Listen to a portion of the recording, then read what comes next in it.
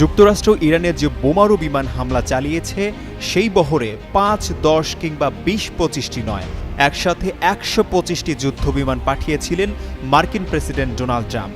এর মধ্যে ইরানের রাডার ফাঁকি দিয়ে সফল হামলা চালিয়ে ফিরেও যায় B-2 মডেলের বোমারু বিমান, যা দিয়ে ফেলে দেওয়া হয় বাংকার বাস্টার বোম। পেন্টাগনের বরাত দিয়ে মার্কিন গণমাধ্যমগুলো এই তথ্য জানিয়েছে। ব্রিটিশ গণমাধ্যম বিবিসি বলছে, যুক্তরাষ্ট্রের এই নজিরবিহীন অভিযানে ৭টি B-2 বোমারু বিমান অংশ নেয়। প্রতিটি B-2 বোমারু বিমান ২টি করে বাংকার বিধ্বংসী বোমা বহনে সক্ষম। প্রতিটি বোমার ওজন ছিল ৩০,০০০ পাউন্ড। এছাড়া এই অভিযানে অংশ নেয় জ্বালানি ভরার ট্যাঙ্কার উড়োজাহাজ, নজরদারি উড়োজাহাজ ও যুদ্ধবিমান। অর্থাৎ কোনো কারণে প্রথম বহরের যুদ্ধবিমান প্রতিরোধের মুখে পড়লে যেন তাৎক্ষণিক বাকি যুদ্ধবিমান দিয়ে পাল্টা হামলা চালানো যায়।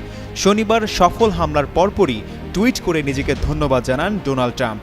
তিনি ঘোষণা দেন, ইরানের গুরুত্বপূর্ণ ৩টি পরমাণু কেন্দ্র ধ্বংস করে দেওয়া হয়েছে, আর সফলভাবে সেই হামলায় অংশ নেওয়া যুদ্ধবিমানগুলো আমেরিকায় ফিরে গেছে।